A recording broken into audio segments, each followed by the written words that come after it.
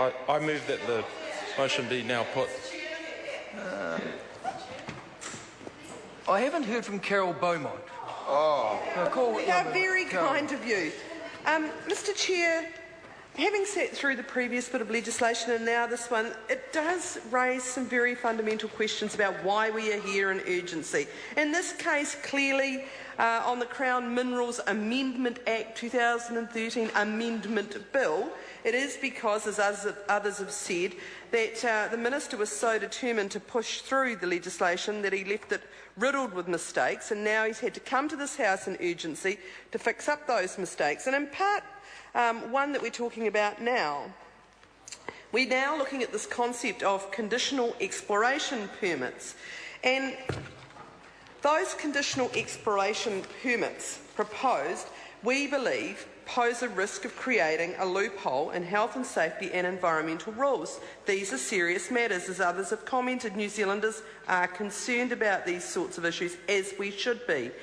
And it seems that under conditional permits, applicants no longer have to show they have the ability to comply with health and safety, capability or environment tests associated with exploratory drilling if at the time they do not intend to carry it out. So it's splitting the process in two.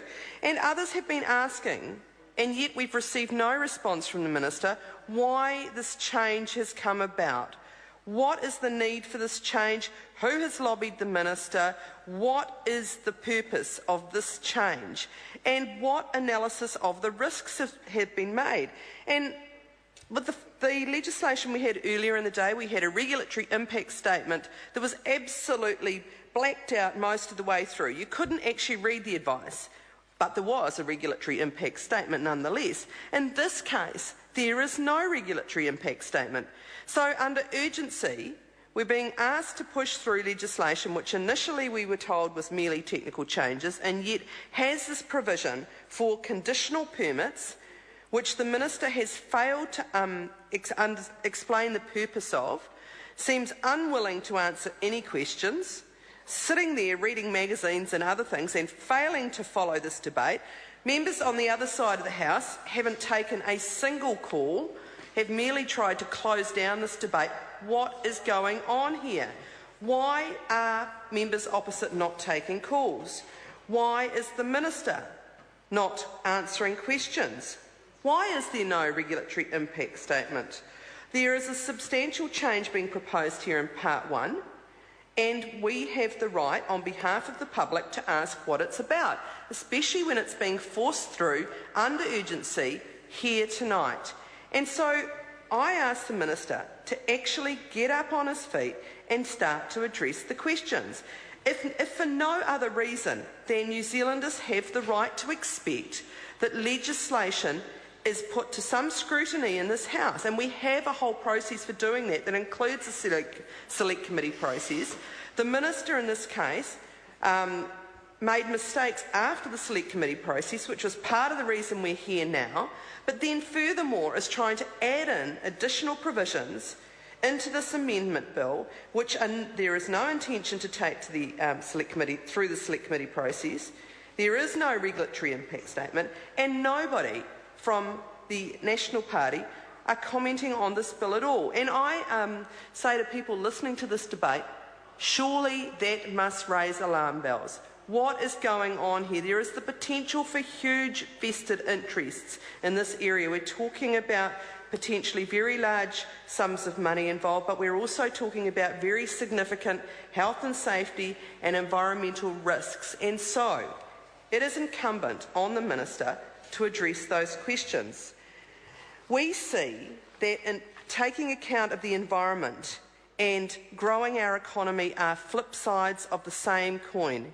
We need to be doing both, and the concern on this side of the House is that those opposite are so focused on pushing through their mining and extractive industries at the expense of safety controls and environmental controls that we will see real risks for our environment. So again, I urge the Minister to get up and answer those questions.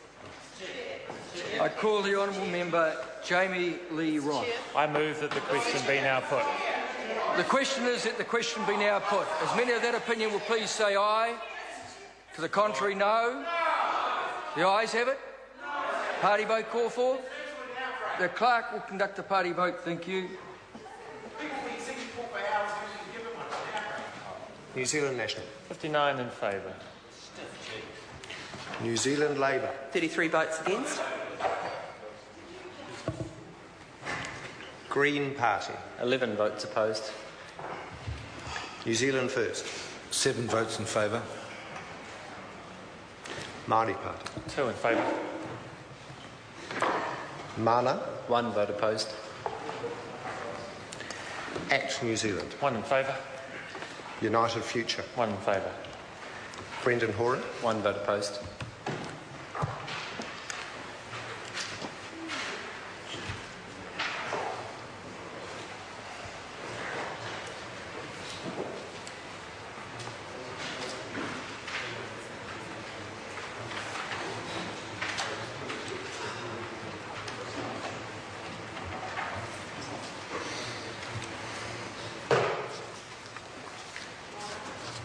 Honourable members, the ayes are 70, the noes are 46. The question will be put.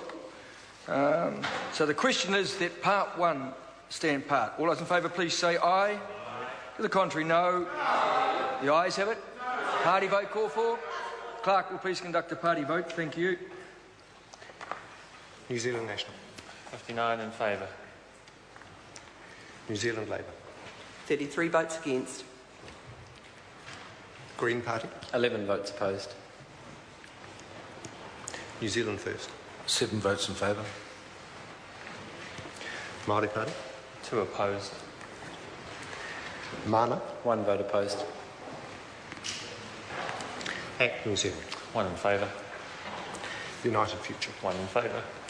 Brendan Horan. 1 vote opposed.